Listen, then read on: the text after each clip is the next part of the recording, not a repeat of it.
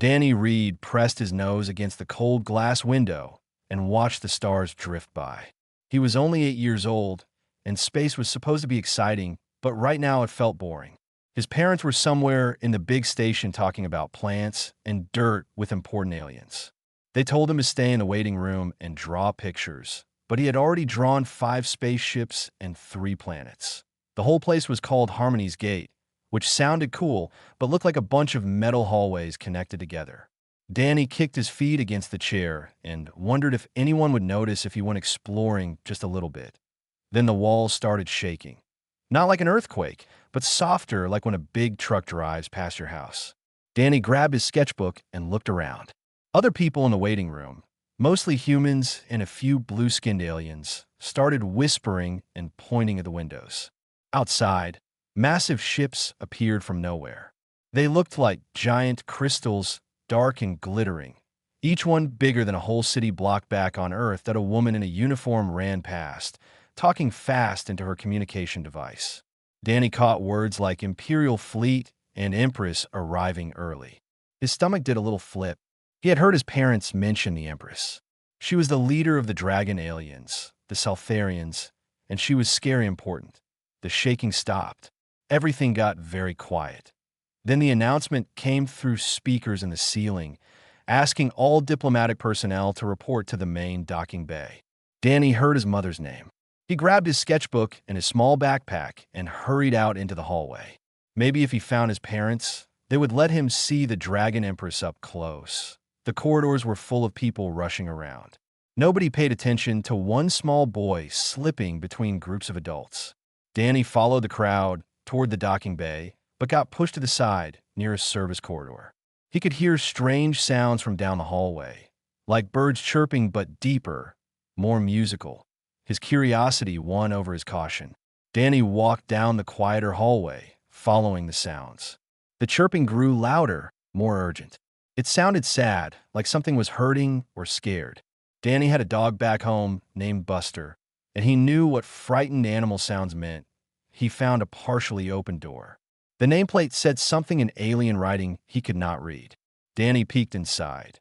The room was huge, with strange glowing panels on the walls that made everything look purple and gold. In the center stood the biggest creature Danny had ever seen. She had to be 30 feet long, with scales that looked like polished black stones. Her wings were folded against her back, and they sparkled with tiny lights like constellations. Her head was elegant and sharp, with golden eyes that held ancient intelligence. This was the Empress. She had to be, but she was not looking proud or scary right now. She was staring down at the floor with something like horror on her reptilian face. On a soft cushion mat in front of her, 3 small creatures were struggling out of broken eggshells. They were baby dragons, each about the size of a cat, with tiny wings and wobbly legs. But something was wrong. Danny could tell from how the Empress stood rigid, not moving to help them. The babies were pure white, pale as snow, with pink eyes that blinked in confusion. Their scales had no color at all. They chirped desperately, reaching toward their mother with small clawed hands. The Empress took a step backward. Danny did not understand alien culture or royal protocol or anything complicated like that. He only saw 3 newborn babies struggling and scared, and a mother who was not helping them. The smallest one stumbled and started to fall off the mat onto the hard floor. Danny did not think. He just ran forward, but he dropped to his knees and caught the tiny white dragon before it hit the ground. It was warm and surprisingly soft. The baby stopped crying immediately and pressed against Danny's chest, making a small, comfortable sound. Its little heart beat fast against his hands. The other 2 babies noticed him. They crawled over each other, climbing onto Danny's lap, nuzzling against his arms and stomach. Their small chirps became happy sounds. They felt cold, Danny realized. Their skin was cooler than it should be. He unzipped his jacket and tucked them inside against his shirt. All 3 of them snuggled into his warmth and went quiet, their pink eyes slowly closing. Danny looked up and found the Empress staring at him. Her golden eyes were huge, her mouth slightly open in shock. For a long moment, neither of them moved. Then footsteps thundered in the hallway. Armored guards burst through the door, weapons raised. There were Saltharians too, smaller than the Empress but still massive, wearing dark armor that hummed with energy. They pointed their weapons at Danny. One guard shouted something in a language Danny did not understand. It sounded angry and scared at the same time. Danny clutched the babies closer, feeling them squirm against him. He looked at the Empress, not sure what to say or do. The babies made soft sleeping sounds. They trusted him completely. The Empress raised one clawed hand, and the guards froze. She spoke in accented but clear English, her voice shaking slightly. "Lower your weapons. The human child has touched the royal hatchlings. They have chosen him." The biggest guard protested in their language. The Empress cut him off with a sharp hiss that made everyone flinch. She took a slow step toward Danny, then another, moving carefully like she was approaching something fragile and dangerous at the same time. She lowered her huge head until her golden eyes were level with his face. "Boy," she said softly, "what is your name?" "Danirid Mung. I mean, Your Majesty. I mean." Danny swallowed hard. "I heard them crying." The Empress looked at the three white babies sleeping peacefully in Danny's jacket. Something complicated passed across her face, emotions Danny could not read. Pain, maybe. Confusion. Wonder. "They should not be alive," she whispered. "And they should not choose anyone before their mother." "They're just babies," Danny said. They were scared. The Empress closed her eyes.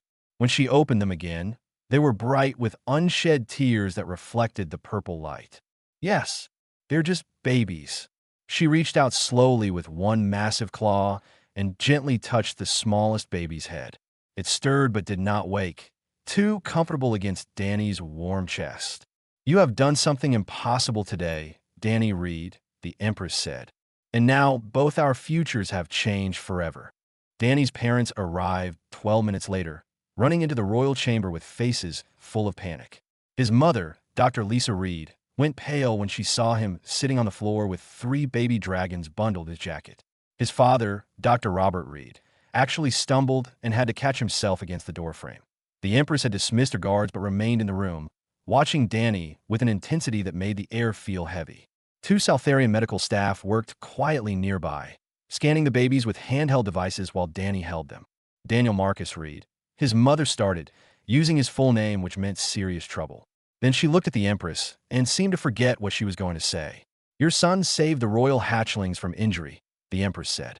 Her voice was formal now, controlled, but Danny could hear something strained underneath. "He acted with compassion when they hatched prematurely." "I'm sorry," Danny's father said quickly. "He shouldn't have been in here. We'll take him back to our quarters immediately." "No." The word came out sharp. The Empress looked at the babies in Danny's arms. "You will not." One of the medical staff, an older Saltharian with silver scales, approached the Empress. He spoke in their language, but his tone was clearly amazed. The Empress nodded slowly, then turned back to Danny's parents. "I must explain something about my species," she said. "Albino hatchlings appear once every 1,000 years in royal clutches. They are born without the ability to regulate their body temperature properly. They cannot produce the internal fire that sustains normal Saltharians. In our recorded history, all albino hatchlings die within 3 days of hatching." Danny looked down at the three babies sleeping against his chest. They looked fine to him, breathing steadily, their small bodies relaxed and warm.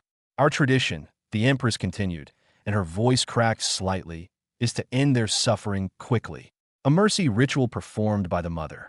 She closed her golden eyes. "I intended to do this tonight, after the diplomatic formalities." Danny's mother made a soft sound of horror. His father gripped her shoulder. "But the hatchlings have bonded with your son first," the Empress said. "In Saltharian culture, the first bond is sacred. It cannot be broken without killing the hatchlings anyway. And more than that." She opened her eyes again, and they were bright with emotion. "They are thriving. Dr. Sareth reports their vital signs are stronger than any albino hatchlings ever recorded. Your son's body heat is sustaining them." The silver-scaled doctor spoke in English, his words heavily accented. "Human core temperature is 0.8 degrees higher than adult Saltharian, but matches optimal hatchling incubation needs. The boy is living nest." Danny felt the baby stir.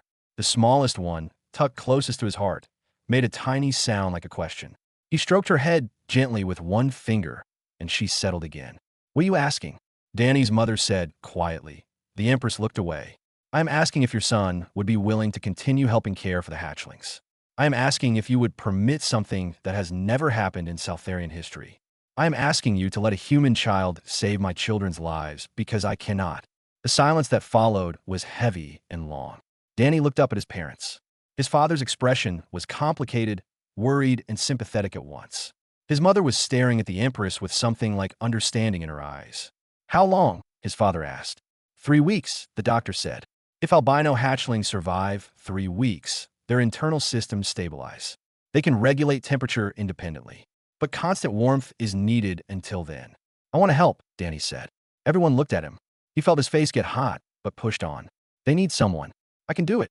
His mother knelt beside him, looking at the 3 white babies. Danny, this is bigger than you understand. This is the royal family of an entire empire. If something goes wrong, if one of them gets hurt, your son has steady hands and a gentle heart, the Empress said softly. In the past hour, I have watched him adjust his position 17 times to ensure each hatchling remains comfortable. He speaks to them softly. He responds to their needs before they cry. These are not skills taught in Southarian nests anymore. We have forgotten them because hatchlings always survive under normal care. Danny's father rubbed his face. What would this arrangement look like? They talked for almost an hour, working out details. Danny would visit the royal quarters 3 times each day, morning, afternoon, and evening. He would hold the babies and keep them warm. Southarian staff would handle feeding and medical care. Danny's parents could be present whenever they wanted. Security would be intense. But underneath all the planning, Danny saw the real truth. The Empress was terrified, not of him, but of hope. She kept looking at her babies with desperate longing, like she wanted to believe they might live, but was too scared to try. 3 days passed. Danny visited exactly as scheduled, and every time the babies squeaked with excitement when they heard his footsteps. They were already getting bigger, their wings growing stronger. They had started eating properly, taking the special food the doctors prepared. On the 4th day, the smallest baby got sick. Danny arrived for his afternoon visit and immediately knew something was wrong. The little one, who he had started thinking of as Pearl because she was so pale and precious, was breathing too fast. Her skin felt hot and dry instead of warm and soft. The Empress paced the chamber while doctors worked. Danny sat on the floor with Pearl in his arms, his jacket wrapped around her, his hand on her chest, feeling her rapid heartbeat. Respiratory infection, the head doctor reported. Common in albinos. Systemic failure begins in approximately 6 hours. We have no successful treatment. Try anyway, the Empress commanded. Her voice was harsh, almost breaking. They used medicines and machines and techniques Danny did not understand. Nothing worked. Pearl got worse. Her breathing became labored, painful to hear. The other 2 babies, who Danny now thought of as Cloud and Sky, whimpered in distress. Let me stay with her, Danny said. His parents had been called, but Danny refused to put Pearl down. He sat against the wall and held her against his chest, right over his heart. He talked to her softly, telling her stories about Earth, about his dog Buster, about the ocean and mountains. He sang a song his grandmother used to sing to him when he was sick. The Empress sat across from him, her massive form curled in a position that looked uncomfortable. She watched her smallest daughter struggle to breathe against a human boy's chest. Tears ran down her scaled face, glittering in the chamber's light. Midnight passed. Then 2 in the morning. Then 4. Danny's parents brought him water and tried to get him to rest. He refused.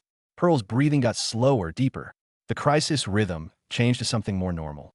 By dawn, she was sleeping peacefully, her temperature back to normal. The doctors could not explain it. They theorized about human heartbeat rhythms regulating distressed hatchling systems. They talked about pheromones and warmth distribution. None of their explanations sounded confident. The Empress knew the truth, though. Danny saw it in her eyes. Sometimes survival was not about medicine or science. Sometimes it was just about not being alone. Why? The Empress asked him as morning light came through the chamber windows. Why do you care so much for creatures you just met? Danny looked down at Pearl, at Cloud and Sky now piled on his lap too, all 3 sleeping peacefully. The answer seemed obvious to him. They needed someone, he said simply. Everyone needs someone. The Empress was quiet for a long time. When she spoke again, her voice was thoughtful, like she was working out a difficult problem. My people believe strength is everything. We believe weakness must be cut away to keep the species strong. For 3,000 years, we have followed this rule. She looked at her 3 albino daughters. Perhaps we have been wrong. Danny did not know what to say to that. so he just kept holding the babies. They were warm now, healthy, alive. That seemed more important than philosophy. The Empress reached out slowly and touched Pearl's head with one gentle claw. The baby stirred but stayed asleep, too comfortable to wake. I will speak to the High Council, the Empress said quietly. I will tell them my children will live.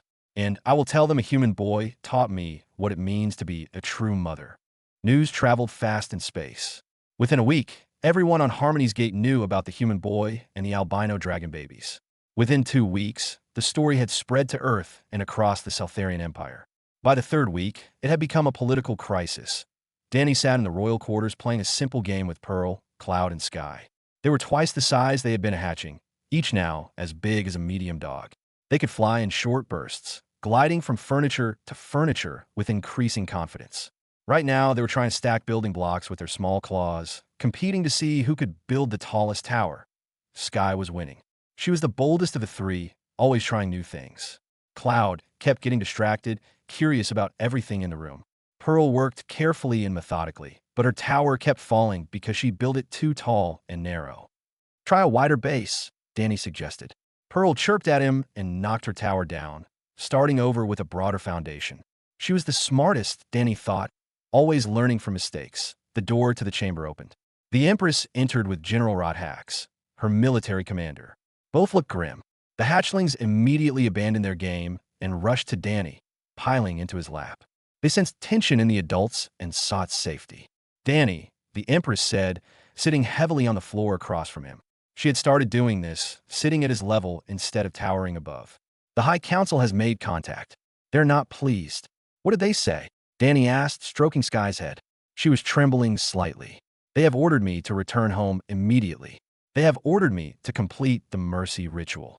The Empress's voice was flat, controlled. They say allowing human influence over the royal bloodline is a disgrace to our species. They say I am weak for not following tradition. Danny felt his stomach drop. Pearl pressed closer to his chest, making small, worried sounds. General Rodhax spoke for the first time. His voice was deep and rough. The Empress has refused the order. Danny looked up sharply. The Empress met his eyes. For the first time in 3 centuries of rule, I have defied the High Council. I have invoked an ancient law that places a mother's duty to ensure offspring survival above all other considerations, even tradition. What does that mean? Danny asked. It means I have started a political war within my own empire, the Empress said quietly. It means some will support me and some will oppose me. It means there may be consequences for all of us. Danny thought about this. He looked down at the 3 babies who trusted him completely. Pearl was watching his face with her intelligent pink eyes, trying to understand what the adults were discussing. Cloud had fallen asleep in his arms, exhausted from playing. Sky was still trembling, but trying to be brave. What do you want to do? Danny asked the Empress. She looked surprised by the question. What I want is irrelevant. I must do what is necessary. But what do you want? Danny pressed. The Empress stared at her daughters. Her golden eyes were bright with emotion. I want them to live. I want to watch them grow. I want to teach them to fly properly and speak properly and rule properly. I want what every mother wants, even though Seltharians are not supposed to admit such feelings. Then we keep going, Danny said simply. We keep them safe. General Rodhax made a sound that might have been approval. The Empress looked at Danny with something like wonder. You are 8 years old, and you have simplified a crisis that is tearing apart my government. Danny shrugged. Grown-ups make things complicated. The babies are alive and happy. That's what matters. The next morning, Danny's parents sat him down for serious talk. Other human diplomats were there too, including Ambassador Chun, who looked very stressed. Danny, we need you to understand the situation, Ambassador Chun said carefully. The Seltharian Empire is experiencing internal conflict. Some of their fleets are declaring loyalty to the Empress. Others are following the High Council. There could be violence. Are they fighting over the babies? Danny asked. They are fighting over what the babies represent, his mother explained. Change versus tradition. Opening to other species versus staying isolated. Your friendship with the hatchlings has become a symbol. That's stupid, Danny said, then remembered he was talking to adults and added, sorry, but it is. Ambassador Chen actually smiled a little. Yes, it is, but politics often is. The question is whether you want to continue. No one will blame you if you want to go home. This has become dangerous. Danny thought about Pearl fighting to breathe in his arms. He thought about Cloud's curiosity and Sky's bravery. He thought about the Empress crying as she watched her children choose him over her. I'm staying, he said as father sighed. His mother looked both proud and terrified. Ambassador Chun nodded like he had expected this answer. That afternoon, the Empress made a broadcast to the entire Saltharian Empire. Danny watched on a screen in the royal quarters while the hatchlings napped in his lap. The Empress appeared formal and regal in the video, wearing ceremonial armor that made her look even more imposing. She showed her daughters. She showed them playing, flying, eating, thriving. She showed medical scans proving they were healthy. She introduced Danny, who felt awkward waving at billions of aliens watching across space. "These are my children," the Empress declared. "They live because a human boy showed compassion when I could not. They thrive because he offers warmth we cannot provide. This is not weakness. This is evolution. This is survival." She spoke about the agricultural negotiations, about human advances in food production that could save Saltharian worlds. She spoke about strength through cooperation instead of isolation. "I propose a treaty," she said. "Humans will share their knowledge. We will share ours. My daughters' lives will stand as proof that different species can support each other, that bonds of care transcend biology." The broadcast ended. Danny looked down at the sleeping hatchlings. They looked peaceful, unaware they were at the center of an empire's crisis. "Did it work?" Danny asked the Empress, who had stayed off camera during the broadcast but was now in the room. "We will know within hours," she said. "The High Council will respond. Public opinion will shift one way or another." They did not have to wait long.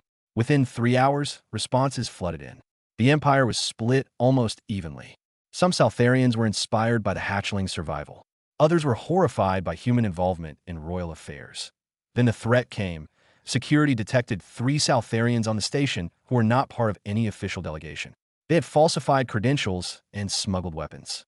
Intelligence suggested they were part of a traditionalist faction planning to kill Danny and the hatchlings, making it look like an accident. The Empress's reaction was immediate and fierce.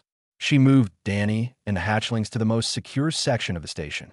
She placed guards outside every entrance. She contacted General Rodhax and ordered warships to the station. Danny found himself in a reinforced room with his parents, surrounded by armed guards, both human and Saltharian. The hatchlings sensed the fear and refused to leave his arms. They huddled against him, making distressed sounds. "I'm sorry," the Empress said, standing at the door. "I brought this danger to you." "You didn't," Danny said. He was trying to be brave, but his voice shook. "People who want to hurt babies brought the danger." The Empress knelt down, bringing her massive head close to Danny's level. "I swear to you, on my throne and my life, no harm will come to you or my daughters. I will protect you as I would any member of my family." That night, Danny could not sleep. The hatchlings finally dozed off, exhausted from stress. His parents sat nearby, holding hands and watching over him. Security reports came in every hour. The 3 suspects had been captured, but interrogation suggested others might be involved. Danny looked at Pearl, Cloud, and Sky. They trusted him completely. They had no idea some people wanted them dead just for existing, just for being different. He thought about what the Empress had said, about evolution, about survival, about bonds transcending biology. Maybe that was the point. Maybe the traditionalists were scared because the hatchlings proved their old ways were not the only ways. Maybe people feared change more than anything else. Sky stirred in her sleep, making a small sound. Danny stroked her white scales and sang softly until she settled. His grandmother's song, the one about being brave in the dark. The Empress watched from across the room. In the dim light, her golden eyes glowed softly. "You are remarkable," she said quietly. "You face danger with more courage than warriors twice your size." "I'm scared," Danny admitted. "Being brave does not mean not being scared," the Empress said. "It means doing what is right even when you are scared. You have taught me this. You have taught my entire empire this, though many do not want to learn." Danny did not know what to say to that. He was just a kid trying to keep 3 baby dragons safe. But looking at the Empress's face, he realized she was just a mother trying to keep her children alive. Maybe they were not so different after all. "Will they be okay?" Danny asked, meaning the babies, but also meaning everything, the empire and the fighting and the fear. The Empress touched Pearl's head gently. "Because of you, they have a chance. That is more than they had before. That is more than I dared hope." Outside, warships positioned themselves around the station. Inside, a boy and an Empress kept watch over 3 sleeping albino dragons. The future was uncertain, but in that moment, they were all still alive. Still together. Still fighting for a tomorrow where different did not mean doomed. The attack never came, but the fear did not leave. Danny's parents decided after long discussion that they would stay on Harmony's gate for 6 months. If the hatchlings could reach that milestone, they would be strong enough to survive without constant human warmth. Until then, Danny would continue visiting them daily under heavy security. The first few weeks after the assassination threat were tense. Danny could not go anywhere without guards. His normal visits to the royal quarters now involved security scans and armed escorts. The hatchlings hated it. They sensed the anxiety in every adult around them and became nervous and clingy. Pearl stopped eating properly. Cloud kept crying in the middle of sleep cycles. Sky tried to act brave, but flinched at sudden movements. They were growing bigger and stronger physically, but emotionally they were struggling, the Empress noticed. One morning, she dismissed all the guard from the inner chamber, keeping only General Rodhax outside the door. She sat on the floor with Danny and the hatchlings and spoke quietly. "They need normalcy," she said, watching Pearl refuse her food. "They need to feel safe again." "How do we do that?" Danny asked. "The danger is still real." "Yes, but we cannot let fear rule our lives. That is another lesson you have taught me." The Empress looked at him seriously. "My daughters need to learn they are safe with us, that we are strong enough to protect them. Right now, they see only our fear." Danny thought about this. The hatchlings were huddled in his lap, taking comfort from his presence, but still anxious. He remembered when his dog Buster got scared during thunderstorms. His dad had taught him that if Danny stayed calm, Buster would calm down too. Animals took emotional cues from the people around them. "We need to play with them," Danny said. "Like normal. We need to act like everything is okay." The Empress looked doubtful. "While there are still threats." "Especially because there are threats," Danny said. "They need to know we are not afraid." So they tried it. Danny brought toys from the station's recreation center. The Empress told stories from Southarian history, making them exciting and funny instead of formal and serious. General Rodhax, surprisingly, turned out to be good at making silly sounds that made the hatchlings laugh. Slowly, over days and then weeks, the hatchlings relaxed. Pearl started eating again. Cloud slept through the nights. Sky's natural boldness returned. They grew and learned at an amazing pace that by the 8th week, they were the size of large dogs. They could fly across entire rooms without stopping. They had learned to speak simple words in both Southarian and English. They played games, solved puzzles, and showed distinct personalities. Pearl was thoughtful and careful. She liked quiet activities and learning new words. Cloud was endlessly curious, always exploring and asking questions. Sky was brave and athletic, always testing her limits and trying to fly higher and faster. Danny loved all three of them equally, but differently. He understood each one's needs and moods. He knew Pearl liked having her scales brushed gently. He knew Cloud needed new things to investigate or she got bored. He knew Sky needed challenges and praise when she accomplished something difficult. The Empress watched him with them and learned. She had been raised in a culture that valued discipline and strength. She had never seen this gentle, responsive style of parenting. She started copying Danny's techniques, speaking softer to the hatchlings, praising their efforts instead of only their successes. "You're teaching me how to be their mother," she told Danny one evening. "My own mother never showed me these things. Southarian royals are raised by nursery staff, not parents. We are taught independence from hatching." "That sounds lonely," Danny said. The Empress was quiet for a moment. "Yes, it was." On the 10th week, the High Council made another move. 3 counselors requested permission to visit Harmony's gate. They wanted to see the hatchlings in person, they said, to verify the Empress's claims about their health and development. The Empress was immediately suspicious. General Rodhax ran background checks on all 3 counselors. One was a known progressive who supported the Empress. One was a moderate undecided. One was a traditionalist who had publicly opposed everything the Empress had done. It could be a trap, General Rodhax warned. The traditionalist, Counselor Nethera, has connections to the faction that sent the assassins. It could also be an opportunity, the Empress countered. If they see my daughters thriving, if they meet Danny, if they witness the bond firsthand, minds might change. They debated for hours. Danny listened, but said nothing. He was getting used to adults making everything more complicated than it needed to be. Finally, the Empress looked at him. "What do you think, Danny? You have as much stake in this as anyone." Danny looked at the hatchlings, who were napping in a pile on a cushion nearby. They looked healthy and happy, their white scales gleaming in the light. "Let them come. People should see the truth." The Empress smiled slightly. Simple wisdom again. "Very well. We will allow the visit." The counselors arrived 3 days later. Counselor Draven, The progressive was younger than the others and had scales that were deep blue. Counselor Thesh, the moderate, was older with gray scales and a cautious manner.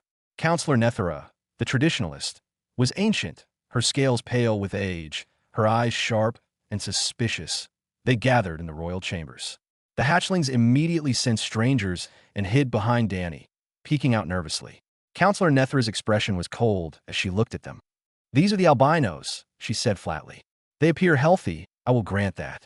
But allowing human interference in the royal bloodline is unprecedented and inappropriate." "Danny is not interfering," the Empress said, keeping her voice level. "He is supporting. There's a difference." "Is there?" Nethera challenged. "They have bonded with him over you. They follow him, obey him, seek comfort from him. You have allowed a human child to supplant the mother bond. This is weakness." The Empress's scales rattled slightly, a sign of anger. But before she could respond, Pearl stepped out from behind Danny. The smallest hatchling walked directly to Counselor Nethera and sat down in front of her. Everyone froze. Pearl looked up at the old counselor with her intelligent pink eyes. Then she spoke in clear Saltharian, words she had been practicing with Danny. "Not weakness. Love." The chamber went silent. Counselor Nethera stared at the small, white hatchling. Pearl continued speaking, her voice small but steady. "Mother wanted us to live. Danny helped us live. Both loved us. Not weakness. Strength together." Counselor Draven made a soft sound of amazement. Even Counselor Thesh looked moved. Nethera's expression was unreadable. Cloud and Sky came out from behind Danny too, flanking their sister. Sky spoke next, her voice bolder. "We are strong because they are strong. Different strong, same strong." Cloud added her piece, sounding curious as always. "Why choose one? We choose all. Family is big." Danny had not taught them these words. They'd figure out what to say on their own. The hatchlings were speaking for themselves, defending their own existence and their own choices. The Empress looked at her daughters with visible pride and wonder. She glanced at Danny, who was equally surprised. The hatchlings were growing up, developing their own thoughts and voices. Counselor Nethera studied the three albinos for a long moment. Finally, she spoke, her voice still stern but less cold. "They speak well for one so young. Their intelligence is evident." She looked at the Empress. "I came prepared to demand you follow tradition. But I cannot deny what I see with my own eyes. These hatchlings are thriving in ways no albinos have before." She turned to Danny. "Human child, approach." Danny walked over slowly. Nethera was intimidating, ancient, and powerful. But he remembered what the Empress had said about being brave while scared. He stood straight and met her eyes. "Do you understand what you have done?" Nethera asked. "You have disrupted thousands of years of tradition. You have challenged our culture's fundamental beliefs. You have tied yourself to the fate of an empire, not your own." "I just helped some babies who needed help," Danny said quietly. Nethera stared at him. Then something unexpected happened. She laughed. It was a harsh, scratchy sound, but definitely a laugh. Simple and honest. Perhaps that is what we needed. Complications and pride have ruled us for too long. She looked at the Empress. "I will not oppose you further. I cannot promise the same for others on the council, but you have my support. The hatchlings live. The human boy may continue his role. We will see if this experiment brings fortune or disaster." Counselor Vesh nodded in agreement. "I concur. This situation is unprecedented, but the results speak for themselves." After the counselors left, the Empress sat heavily on the floor. The hatchlings climbed into her lap for the first time voluntarily, nuzzling against her in affection and seeking comfort. She wrapped her wings around them carefully, and they chirped contentedly. Danny watched, feeling a warm happiness in his chest. The hatchlings loved him, but they also loved their mother. They were figuring out how to have both, to make their family bigger instead of choosing sides. The Empress looked at Danny over her daughters' heads. "Thank you," she said softly, "for all of it, for saving them, for teaching me, for being brave when I could not be." "You're brave now," Danny said. "That's what matters." Outside, the political situation in the Saltharian Empire continued to shift and change. But inside the royal chambers, a family was learning to exist in a new way. Different species, different backgrounds, different everything. But together. And somehow, that was enough. 3 months after the hatchlings were born, a new crisis emerged. Not political this time, but medical. Danny arrived for his morning visit and immediately knew something was wrong. Pearl lay on her cushion, breathing, but barely moving. Her scales, normally bright white, looked dull and gray. Cloud and Sky huddled beside her, making distressed sounds. The Empress was already there with 4 doctors. They had machines and scanners spread around Pearl, taking readings and analyzing data. Danny dropped his backpack and ran to Pearl's side, gently touching her head. She felt too warm, feverish. "What's wrong with her?" Danny asked, his voice tight with fear. The head doctor, Seraph, looked grim. "Genetic degradation. We knew this was a risk with albinos. Her cellular structure is breaking down. The same condition that kills all albinos, just slower because she has been stable for so long.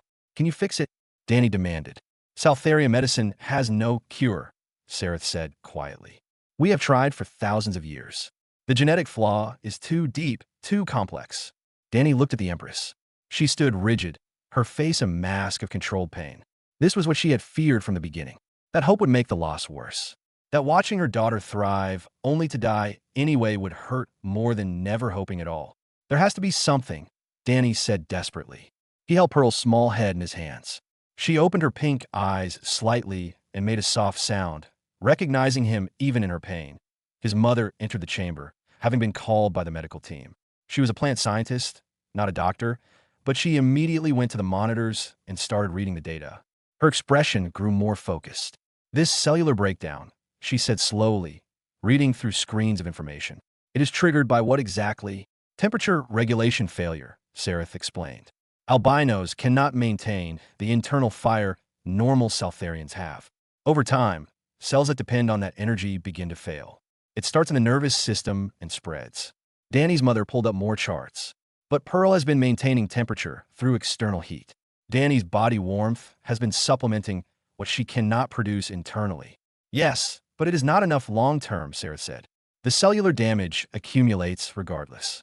It is only a matter of time, unless we approach it differently," Danny's mother said, her voice getting excited. "You're trying to fix the temperature regulation from inside. But what if we support the cells from outside? What if we give them the energy they need through a different pathway?" Seraph looked skeptical. "Such a thing is not possible." "It might be," Danny's father said, entering the conversation. He had been working on the agricultural negotiations and understood the science of cellular energy. Plants use external energy sources. Photosynthesis. What if we could create a supplement that provides cellular energy through ingestion or absorption instead of internal generation? The Saltharian doctors looked at each other. "This is not how our biology works," one of them protested. "Your normal biology, no," Danny's mother agreed. "But albino biology is already different, already broken in the way you measure it. We need to think about supporting the difference instead of trying to force it to be normal." They talked rapidly, using scientific terms Danny did not understand. But he got the basic idea. They wanted to give Pearl energy through food or medicine instead of relying on her body to make it internally. Like how Danny ate food for energy instead of producing it from nothing. "How long to develop this?" the Empress asked. Her voice was steady, but her golden eyes were desperate.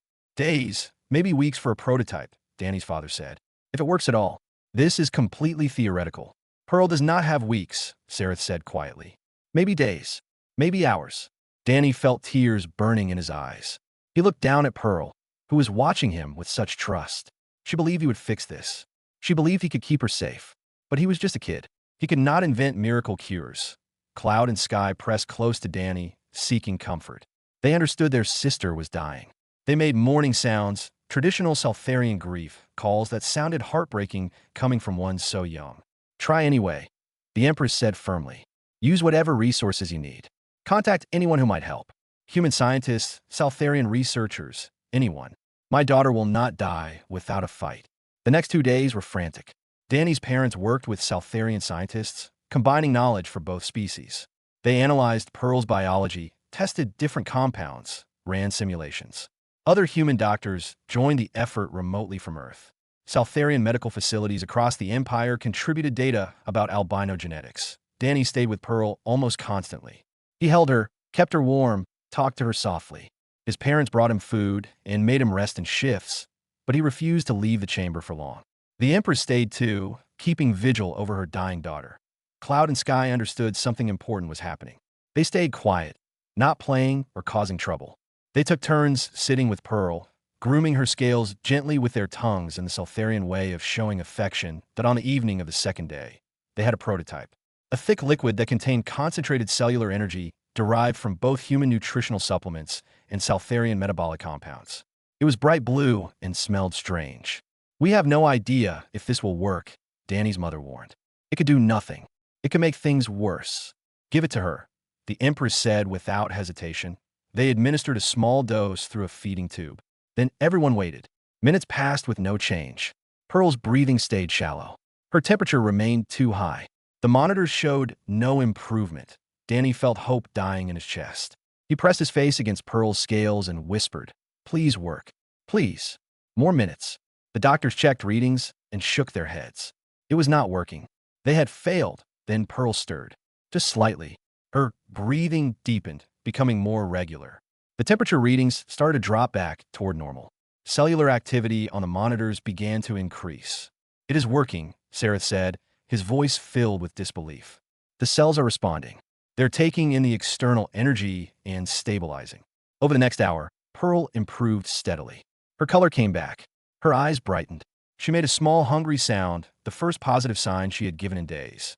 By morning, she was sitting up and eating on her own. By the next evening, she was playing weakly with her siblings. The Empress cried openly, not caring who saw. Danny's parents embraced, exhausted and relieved. The Saltharian doctors looked at their data with wonder, realizing they had just made medical history. "She will need the supplement daily," Sarah said. "Possibly for life. Her biology cannot support itself naturally. But with this, she can live. They all can live." Because the same treatment would work for Cloud and Sky too. All 3 albino hatchlings would need the daily supplement, but they could survive to adulthood and beyond. The condition that had killed every albino in Saltharian history for thousands of years had finally been solved.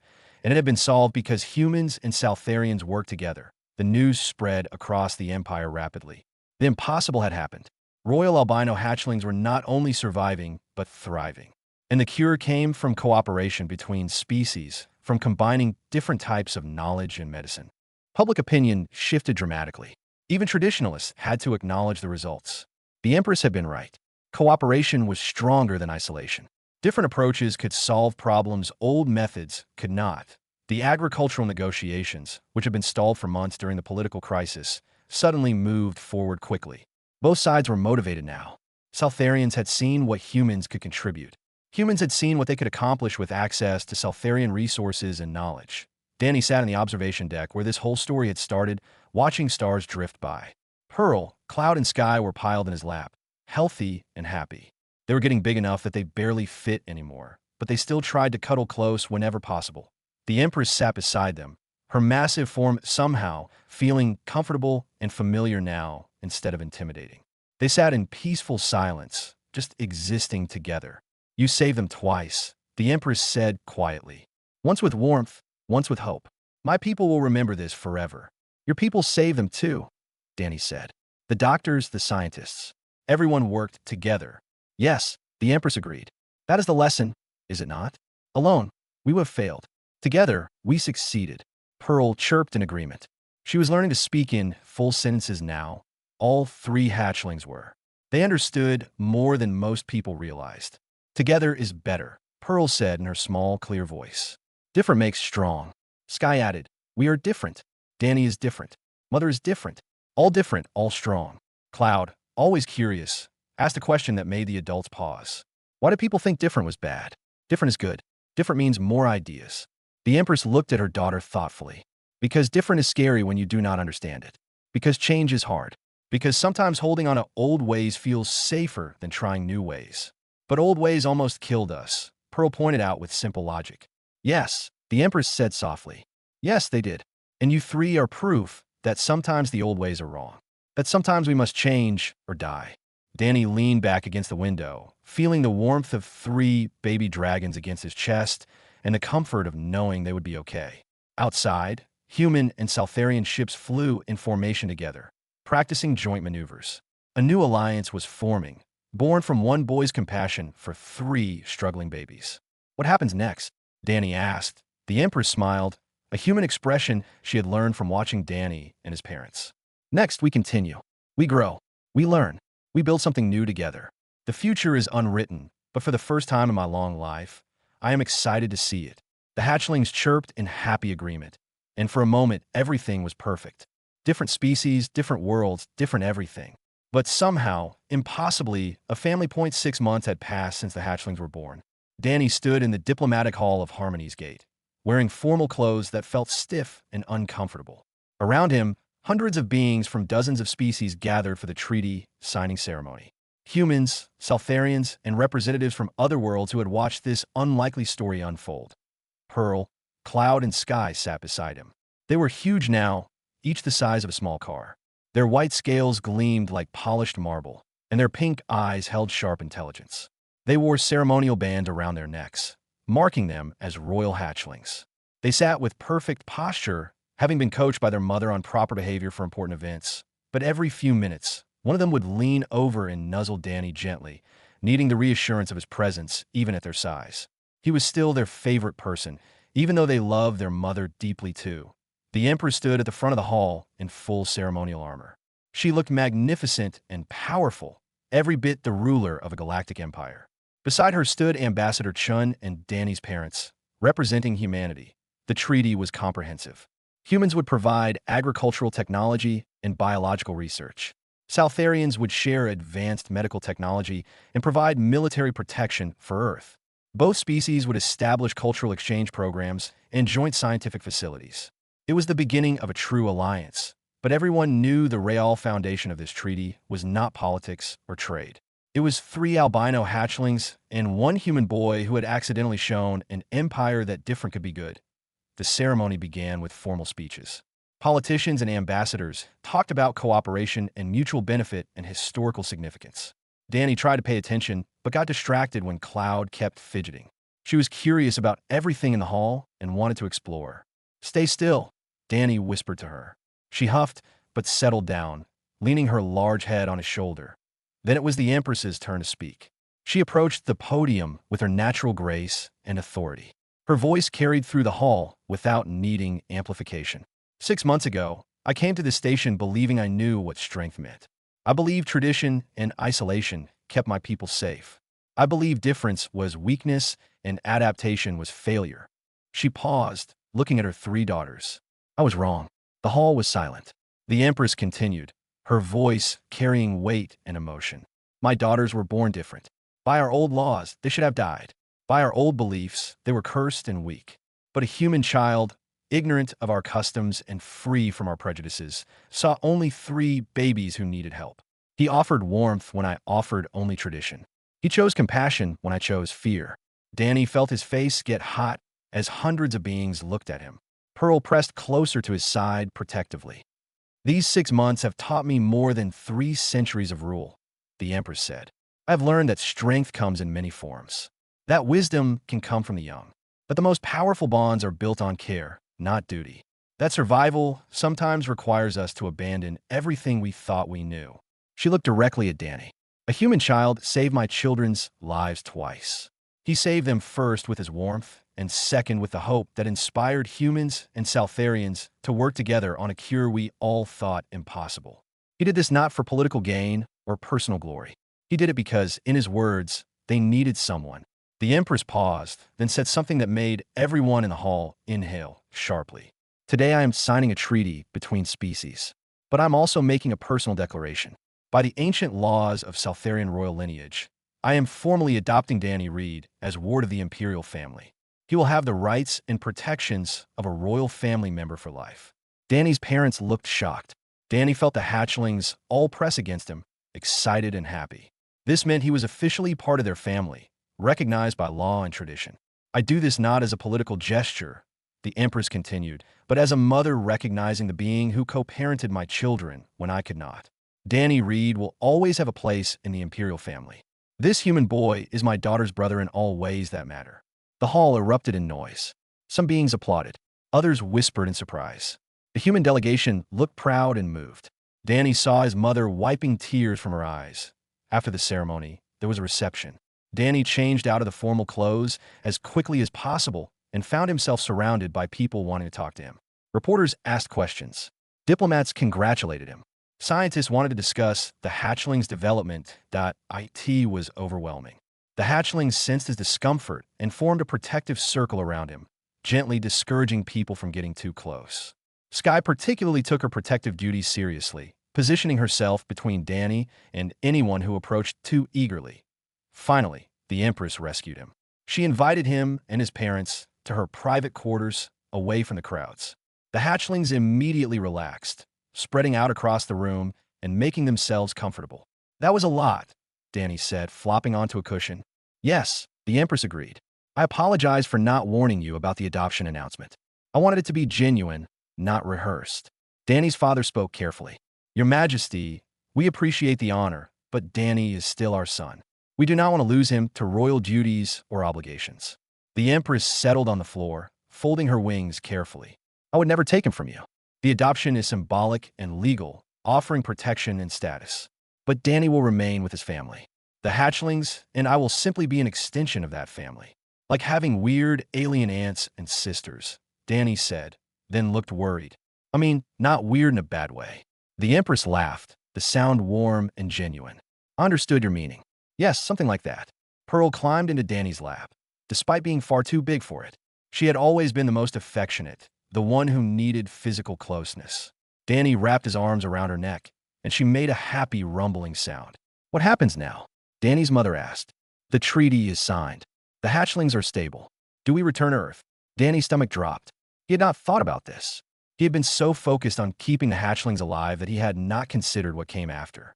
"You are free to do as you choose," the Empress said gently, "though I hope you will stay involved. The cultural exchange programs will need leaders. The joint research facilities will need staff. And personally," she looked at her daughters, "I would miss you, all of you. You have become part of our lives." Cloud spoke up from across the room. "Please stay. We need you. Not just Danny. All of you. Dr. Lisa teaches us about Earth plants. Dr. Robert explains how energy works in different ways. You are our teachers." Sky added, "and our family. Family should stay close." Pearl, still in Danny's lap, looked up at him with her pink eyes. "You are not leaving, are you? You promised to stay until we could take care of ourselves."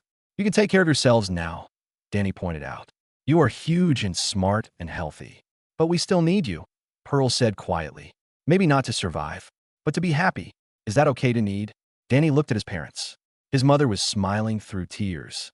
His father looked thoughtful, but not unhappy. They were good people who understood that sometimes family expanded in unexpected ways.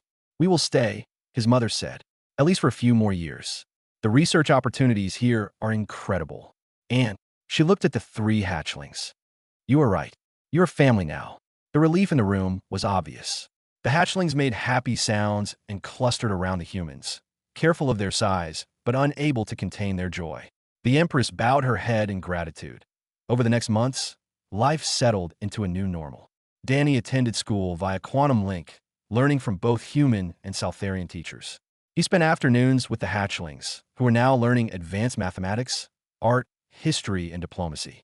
They were growing into their roles as royal heirs, but they remained playful and affectionate with him. The cultural exchange program brought humans and Saltharians together daily. Some interactions were awkward, some were tense, but slowly, genuine friendships formed. Both species learned from each other, shared meals, worked on projects together. The hatchlings, moving easily between both worlds, became symbols of what cooperation could achieve. Other species took notice. If humans and Saltharians could overcome their differences, maybe others could too. New alliances formed. Old conflicts found peaceful resolutions. The galactic community began to shift toward cooperation over competition. 1 year after the hatchlings were born, Danny stood again in the observation deck, where this had all started. He was 9 now, taller and more confident. Pearl, Cloud, and Sky stood with him, now fully grown juveniles. They could fly through space with their own environmental shields, speak multiple languages fluently, and debate philosophy with scholars twice their age. But they were still his sisters in all the ways that mattered. They still sought his opinion on important decisions. They still played games with him. They still curled up close when they were tired or stressed. "Do you ever regret it?" Pearl asked him. "That day you heard us crying? You could have walked away. Your life would be simpler." Danny thought about this seriously. His life had gotten incredibly complicated. He had been threatened, scared, thrust into politics he barely understood. He could not go anywhere without security. His face was known across multiple worlds, but he looked at his 3 sisters, brilliant and alive. He thought about the friendship between his parents and the Empress. He thought about the treaty and the alliance and all the good that had come from one moment of compassion. No regrets, he said firmly. You needed someone. I'm glad it was me.